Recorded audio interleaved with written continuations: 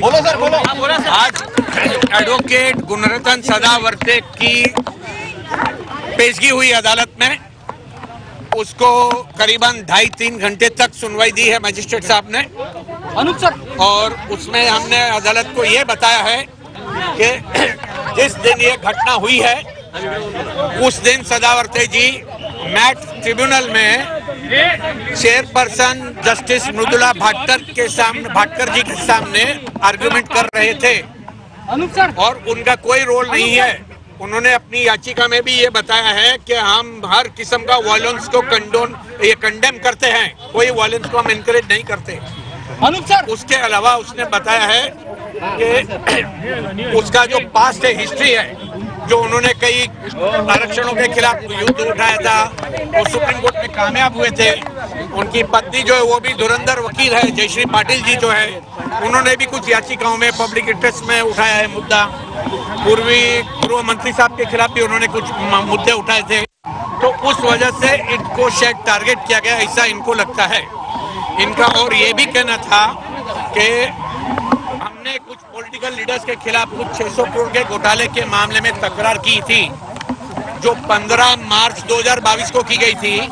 उसमें state CID ने उनकी स्टेटमेंट मार्च 2022 को रिकॉर्ड की है, 64 पेज की स्टेटमेंट। और वो वजह से कहीं उसमें केस रजिस्टर न हो जाए, शायद इन पे दबाव डालने को इनको खोटा फ्रेम किया गया है। उसके अलावा मान के चले कि उसको गिरफ्तार करके भी लाए तो हमारी ये भूमिका थी कोर्ट में कि उसको कस्टडी की कोई जरूरत नहीं है, उसके पास से कोई रिकवरी करना नहीं है चीज। वो अदालत से छोड़ के भाग जाएगा, अदालत छोड़ के मुकदमे से भाग जाएगा, ऐसा भी नहीं है। उसका घर मकान फिक्स है, वो किसी विटनेस को इंटरफेयर नहीं करेगा, ये भी ग्राउंड नहीं है। और ये चीजें पुलिस ने भी नहीं बोली है अपने ग्राउंड में, तो फिर ऐसे टाइम पर बेल देना चाहिए। हमने कई सुप्रीम कोर्ट की और बॉम्बे हाई कोर्ट की जजमेंट्स भी डाली, उसके बावजूद अदालत को लगा कि यहाँ पर कुछ साजिश वाला कलम लगाया है, कॉन्स्पिरेसी वाला। तो जो बाकी 109 या जो लोग थे उनको अदालत ने जुडिशियल कस्टडी में भेजा है। सर, इसी के बारे में उसमें एक ऑब्जर्वेशन दिया है अदालत ने कि सदावर्ते जी को हम पुलिस कस्टडी में दे रहे हैं और 2 दिन की जांच जो 11 तारीख तक रहेगी, उसमें अगर कुछ निष्पन्न हुआ कॉन्स्पिरेसी का मामला तो ये आरोपियों को दोबारा कस्टडी में ले सकती है, ऐसा ऑब्जर्वेशन किया। इस बीच में सदावर्ते ने बताया कि उसको एक पुलिस ऑफिसर जो अरेस्ट करने आए थे 20-25 जन, उसमें कोई एसीपी शिंदे था, जिन्होंने उसको असॉल्ट किया और उसमें उनकी उंगली पे जख्म हुआ।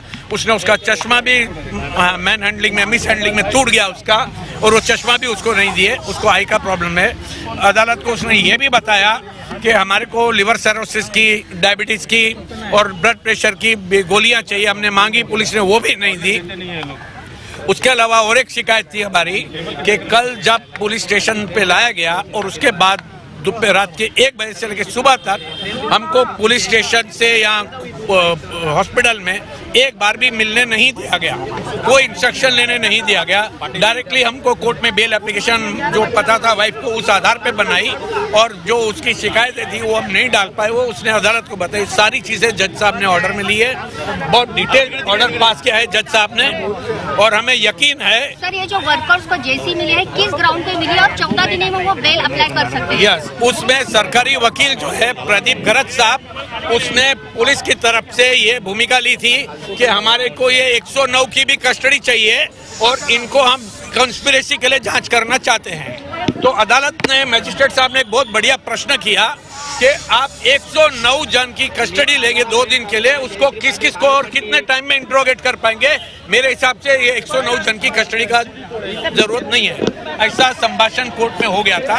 और फिर ऑर्डर में भी वो रिफ्लेक्ट हुआ है कि उनको जुडिशियल कस्टडी दी गई है और फिर पुलिस कस्टडी सदावर्ते जी को दी गई है। 14 दिनों में बेल अप्लाई कर सकते हैं?